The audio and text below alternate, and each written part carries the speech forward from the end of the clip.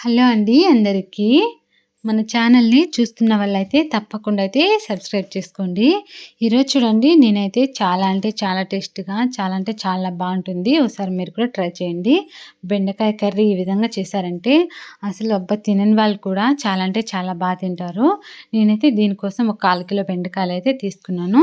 ఈ బెండకాయలనైతే మనం కడగకూడదు. నీటిలో కడగడం వల్ల మనకి బంక్ అనేది వస్తుంది కదా బెండకాయల మీద. అలా రాకోకుండా నీట్‌గా అయితే ఒక కాటన్ క్లాత్ అయితే తుడుచుకోవాలి ఈ విధంగా. చూడండి ఈ విధంగా తుడుచుకున్న వాటిని నీట్‌గా ఇలా అయితే కట్ చేసుకోవాలి. తర్వాత ఒక 3, 4 టమాటాలైతే మీడియం సైజ్‌వి కట్ చేసుకొని పెట్టాలి. తర్వాత ఒక 5 తెల్లగడ్డల పొట్టు తీసుకొని పెట్టుకోవాలి. ఒక పెద్ద ఎర్రగడ్డ ఉంటుంది గదా! అదైతే ఈ విధంగా కట్ చేసుకోవాలి. తర్వాత మిక్సీ జార్ తీసుకొని ఇందులోకి టమాటాలన్నీ అయితే యాడ్ చేసుకున్న టమాటాలు, ఎర్రగడ్డలు, తెల్లగడ్డలు ఉంటాయి గదా! మనం కట్ చేసి పెట్టుకున్నవి అవన్నీ అయితే ఇందులో వేసుకున్నా. నేనైతే తెల్లగడ్డలైతే 5 వేసుకున్నాను. మనకు తగ్గట్టయితే తెల్లగడ్డలైతే వేసుకోవాలి. ఎక్కువ వేయడం వల్ల మనకి స్మెల్ అనేది వస్తుంది కదా! ఇందులోనే తగినంత కారం అయితే వేసుకోవాలి. నేనైతే ఒక స్పూన్ అంత అయితే కారం వేసుకున్నా.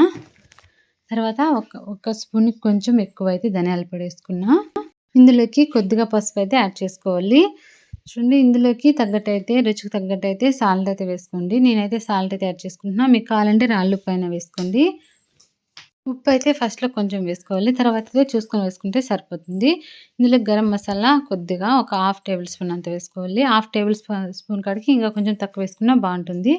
తర్వాత పెనం పెట్టి ఇలాగ చూడండి మంచి పప్పులుంటాయి గదా! మనకి ఆ మంచి పప్పులైతే నీట్‌గా కొద్దిగా దోరగా అయితే ఫ్రై చేసుకోవాలి. ఎక్కువ ఫ్రై చేసుకుంటే మనకి అంత టేస్ట్ అనేది బావుండదు. మంచి పప్పులు ఈ విధంగా దోరగా అయితే వేయించుకొని ఇవి కూడా మనము టమాటాలు, ఎర్రగడ్డలు, తెల్లగడ్డలు అన్నీ మొత్తం మసాలాలేసి యాడ్ చేసుకున్నాం గదా! మిక్సీ జార్‌లోకి. అందులోకైతే మంచి పప్పులైతే వేసుకోవాలి. చూడండి ఇలా అయితే మిక్సీ జార్‌లోకి వేసుకున్న తర్వాత అదే పెనంలో మనము కొంచెం అయితే ఆయిల్ తగినంతైతే ఆయిల్ వేసుకోవాలి. మనకి ఎంత ఆయిల్ పడుతుందో చూసుకొని అయితే ఆయిల్ వేసుకోవాలి. తర్వాత బెండకాయలు వేయించేటప్పుడు మరి కొంచెం అయితే యాడ్ చేసుకోవాలి. ఇందులోకి కట్ చేసుకున్న ఎర్రగడ్డలు, అలాగే కొద్దిగా జీలకర్ర, కొద్దిగా ఆవాలైతే వేసుకోవాలి. తర్వాత కరివేపాకు ఒక 4, 5 రెబ్బల కరివేపాకు వేసుకుంటే సరిపోతుంది.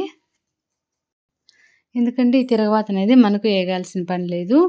తిరగవాత ఏగితే మనం బెండకాయ ఫ్రై చేస్తాం గదా! అప్పుడైతే మాడిపోతుంది. చూడండి నేను జీలకర్ర, ఆవాలు, అలాగే ఎర్రగడ్డలు, కరివేపాకు వేసుకున్నా గదా! ఇవైతే వేగాల్సిన పని లేకుండా ఇందులోనే బెండకాయలు కట్ చేసి పెట్టుకున్నాం గదా! ఒక 2 ఇంచెస్ అంతైతే కట్ చేసి పెట్టుకోవాలి. ఎందుకంటే బెండకాయల కర్రీ గదా! అందుకోసమయ్యి ఇవన్నీ ఇందులోనే యాడ్ చేసుకోవాలి. ఇవి మొత్తం యాడ్ చేసిన తర్వాత టోటల్ అయితే బాగా అయితే మనము కలుపుకోవాలి ఈ విధంగా. మంటైతే హై ఫ్లేమ్‌లో పెట్టి నీట్‌గా అయితే కింద మాడిపోకుండా చూసుకుంటూ అయితే కలుపుకోవాలి.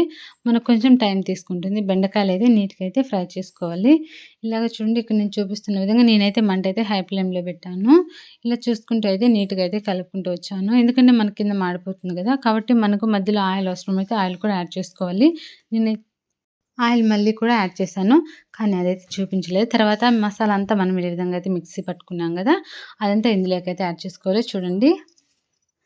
ఇలా ఇలా యాడ్ చేసుకున్న తర్వాత నీట్‌గా ఒకసారయితే కలుపుకోవాలి. మొత్తము కర్రీ అనేది.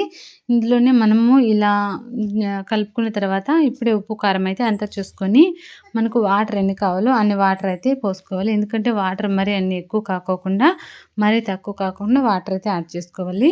ఎందుకంటే మనకి బెండకాయలు అనేటివి ఆల్రెడీ ఫ్రై అయ్యాయి కదా! మళ్ళా ఉడికేకి మన కుక్కర్‌లో అయితే మెత్తగా అయిపోతాయి కాబట్టి నేనైతే ఇలాగైతే బాండీలో అయితే పెట్టాను. ఒక హాఫ్ అన్ అవర్ తర్వాత చూడండి మన కర్రీ చాలా అంటే చాలా టేస్ట్‌గా చాలా వచ్చింది కదా! ఒకసారి మీరు కూడా ట్రై చేయండి. మీకు నచ్చితే ఒక లైక్ చేయండి. మన ఛానల్ తప్పకుండా సబ్స్క్రైబ్ చేసుకోండి. Thank you for watching.